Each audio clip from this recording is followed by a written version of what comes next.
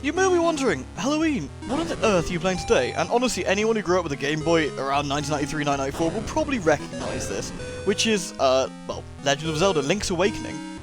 General gist, Link's left Hyrule after saving the world in A Link to the Past, and gets caught in a really nasty storm, which causes him to lose all of his hearts and all his equipment. No, that's not really, but... Anyway, he gets washed up on a beach, and a lady who's called not Zelda, called Marin, finds him and, well, nurses him back to health, really. Alright, this was my test save, but horrible things went wrong. We had to do it again. Anyway, we wake up in a bed, unsurprisingly. Yep. Hey. He's like, whoa, it's Zelda. And she's like, what a relief. I thought you'd never wake up. And she's like, what? No, I'm not Zelda. My name's Marin. But I look just like Zelda. And kind of act like a sort of princessy character, so whatever. Anyway, we're going to talk to Not Mario here, and he's going to give us our shield. Thanks, Not Mario. His name's Taran. Malin and Taran, you know, you get the idea. Anyway, he's Mario. Thanks, Mario. Mario gives us our shield back. Now, all we gotta do is run down to the beach. I'm gonna make this reasonably quick, because I want to show off the first dungeon. But I have to be honest, as a kid, especially someone, I'd watched my dad play A Link to the Past a lot. I was a bit rubbish at it until I got a bit older. But I watched him play it a lot anyway. And I got this one for myself, which was really, really cool. We go into the beach this way. And it was having my very own Zelda on a Game Boy that I could take to my nans and stuff was awesome. And it was really quite special to me, and I played this game a lot, and I kind of know its secrets pretty much in and out. Like, the game has, like, really weird glitches and stuff as well, like, and there was, like, a hidden, like, glitch world and stuff that you could navigate.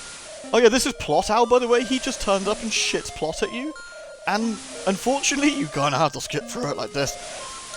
It's kind of interesting-ish the first time, but after that, you just want to skip it, don't worry about you. And occasionally he's like, did you understand? And you hit no, and he says it all again, you're like, oh, and you gotta do it again. Anyway, this is always super cool. And I loved this as a kid, and I actually played this section particularly over and over again for this exact moment.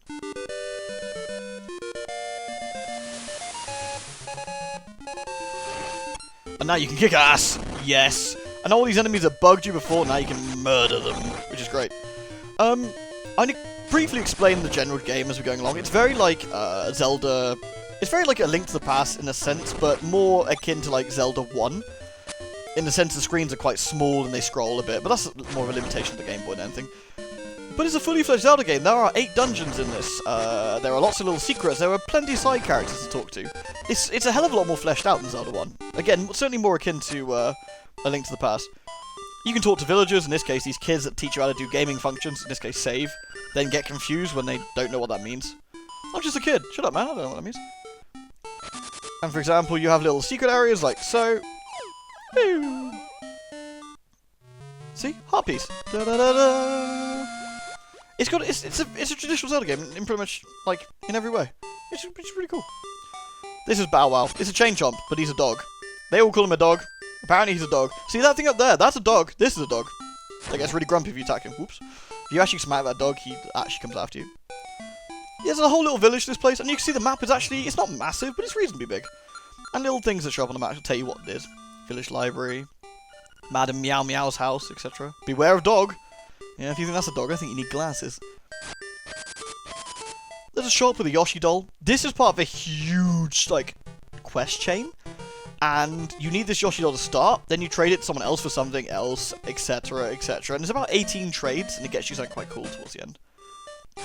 See, the side quests, it's everything. It's a fully fledged little Zelda game.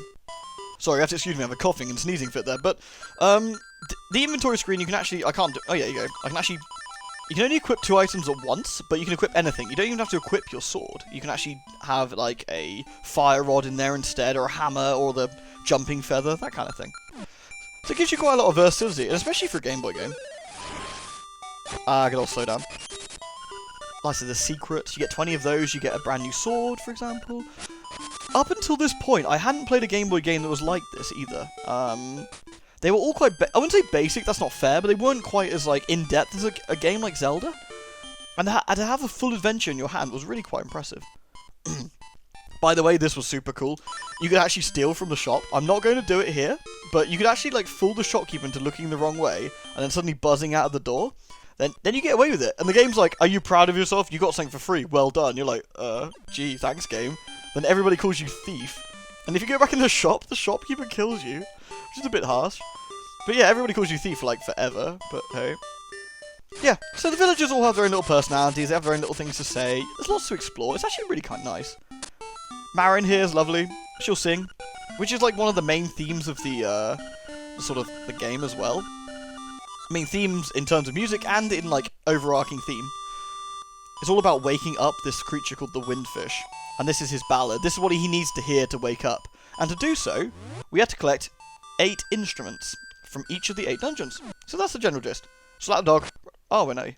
Oh, well. Anyway, we'll leave Marin to sing there. Slap the dog. Grr. Woo! Haha! Yeah, the dogs will come and bite you if you do that. Anyway, we're going to rock up and go to the dungeon, which isn't too far. However, Plot Owl is here to give us a hand. Hoot hoot, brave lad, on your journey to wake the Windfish. It basically says we're not allowed to leave before we wake up the Windfish, and to do so we need to get 8 of the instruments. This is basically what I told you, but a lot longer and more hooting. Yeah, I think he's still called Kapora, but I don't know, I call him Plot Owl or Annoyance Creature. Go away. Right, we need to find the key for the dungeon, and I don't remember exactly where it is. Anyway, Moblin's in the way. We don't really care about these things.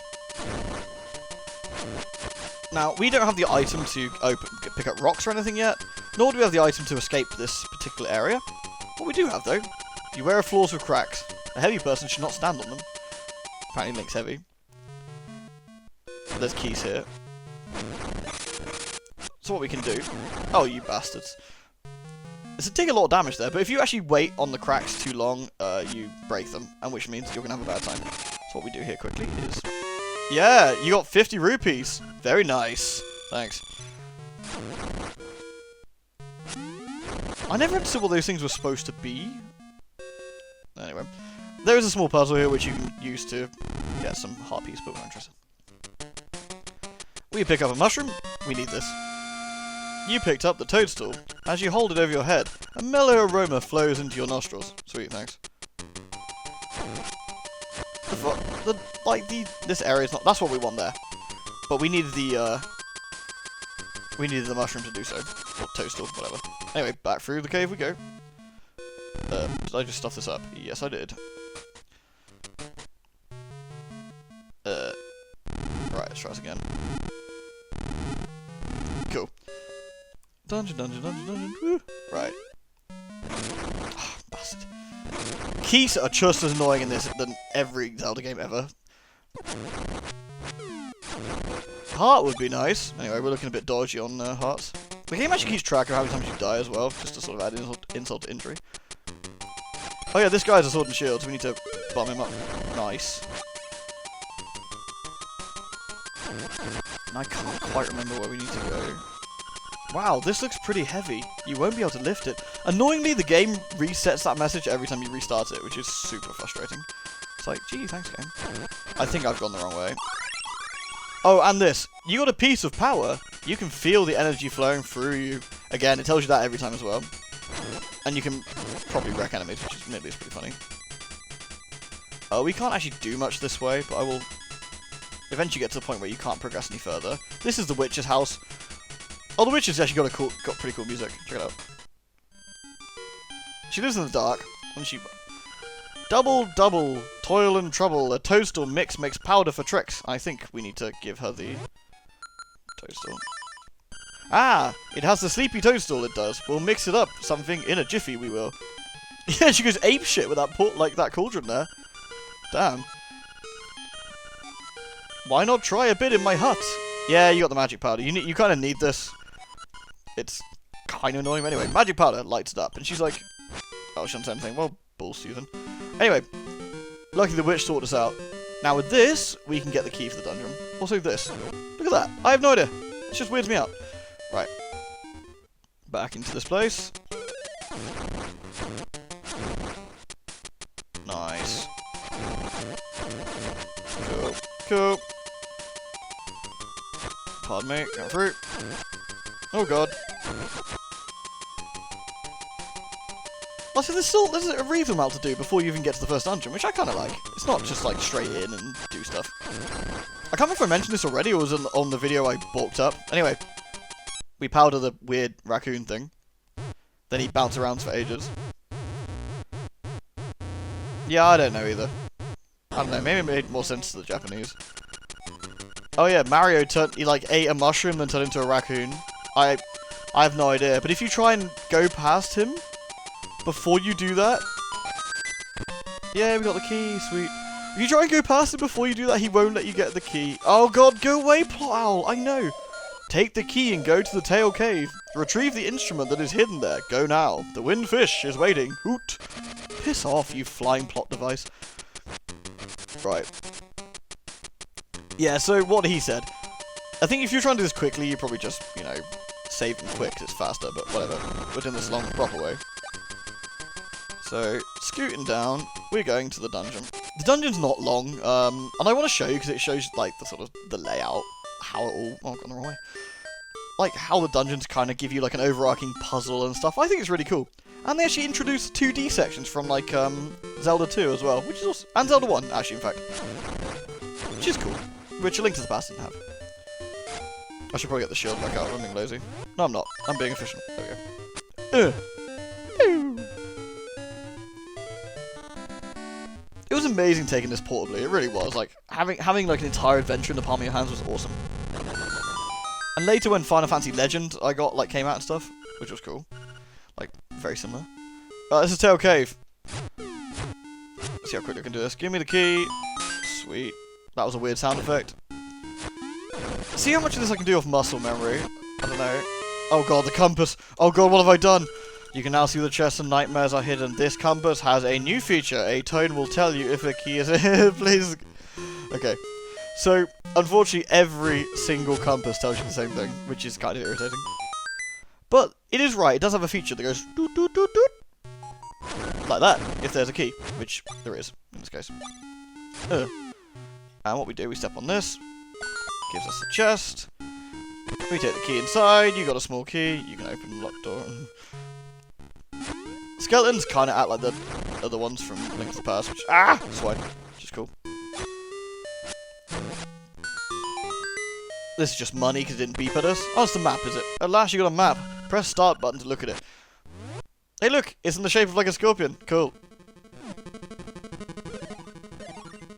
The dungeon layouts are actually pretty decent, I think, personally. Like, they're a lot of fun. There's a lot of thought put into them. The puzzles aren't crazy difficult for a kid to work out, which was just as well because I was a dumb kid. And like overall, it's just you know pretty. Oh god, it's on that. This is kind of annoying. You have to get them.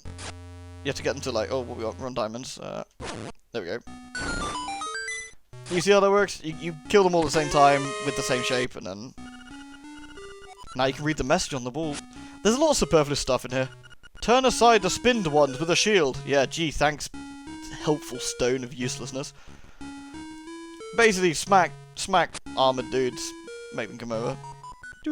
Yeah, gee, I wonder where the key could be. Oh.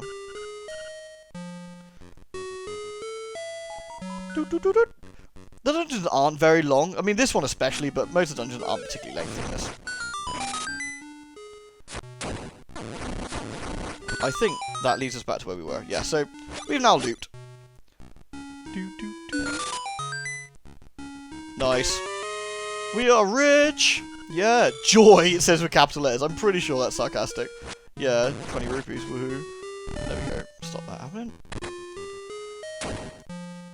We're getting close to getting to the mini-boss, which is pretty grand. The mini-boss is cool.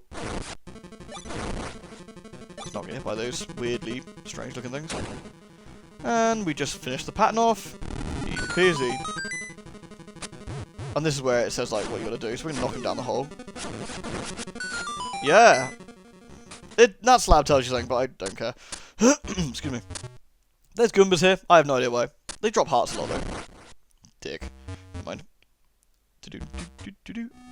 And we're on our way to getting the special item, I think. Which is gonna be perfectly demonstrated.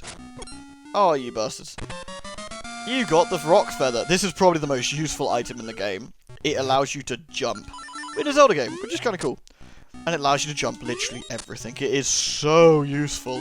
You can jump enemies, you can jump puzzles, you can jump across weird gaps you're not supposed to jump. Like, you can glitch out the game pretty hard with this thing. Right, we don't have to work. Wait, look at that. Straight across. Whoop. Oh. Penis. Okay, let's try again. There we go. Whoop. We haven't got any bombs, so I can't do that last bit. Now, we want to go this way. Above the puzzle room, ignore the bats. Jump across the gap. Do I have a key? I do. And we can just get the treasure chest up here, which is probably the boss key. There we go. Or the nightmare key, because, you know, we're all in a dream. Sorry, spoilers. That's it. Nice. Now we head to the mini-boss. And then, well, the big boss directly afterwards. Whoop. Again, not too long, but it's fun. Like, I don't know. It's just, there's something very comfy about this one. And with Breath of the Wild so close, I'm pretty hyped at Zelda right now. Go away, Skeleton Man. Is there anything over here I wanted? Nah, it's just... And we jump in here. It's creepy. I didn't work this out. I could have done that a bit faster, really. There we go. That's mini-boss. His entire shtick is you have to jump over him. Which you, well, should be able to work out. That's a fairy, by the way, not a grasshopper. It looks like a grasshopper to me. Supposedly it's a fairy. I think it's a grasshopper. Whatever. Anyway, let's go down here. We've got the key already, but let's get the bonus. Do-do-do-do-do. Oh no, the skeletons! That's pretty spooky, there's nothing here. I think if you get knocked down from the boss, you end up in this spooky skeleton room. Whatever. It's the boss. Buzz Buzz, outsider. Yeah, this guy's a bit of a dick. He's also, like, an infinitely easier version than the one in, like, Link to the Past. He takes, like, 3 hits, he's rubbish. Anyway, that is Link's Awakening, the very first dungeon. I hope you've enjoyed this little video. I'm super hyped for Breath of the Wild. I'm really looking forward to it. I might do some footage when it comes out as well. Like, a quick, like, look at it, you know. Oh, I love that. Every time you get an instrument, it plays a part of the Ballad of the Windfish, which is, again, a really nice touch. There's a lot of, like, good work put in this game. Swamp. A path opens in the blooms. Yeah. Now a little, like, other stuff opens up. But hey, that is Link's Awakening. I really hope you've enjoyed it. Thank you very much for watching. I can't remember if I explained or not. That might have been in the other video I messed up. But the reason I didn't do Resi tonight is because my jaw hurts. I can barely open it. So if I sounded weird tonight, that's why. Like, my wisdom tooth's giving me a bit of jip. It shouldn't, like, be lasting past tomorrow, but still, it's been a fun day of not opening your mouth very far and having a very poor dinner. Anyway, thank you for watching, and I'll catch you all later. Take care.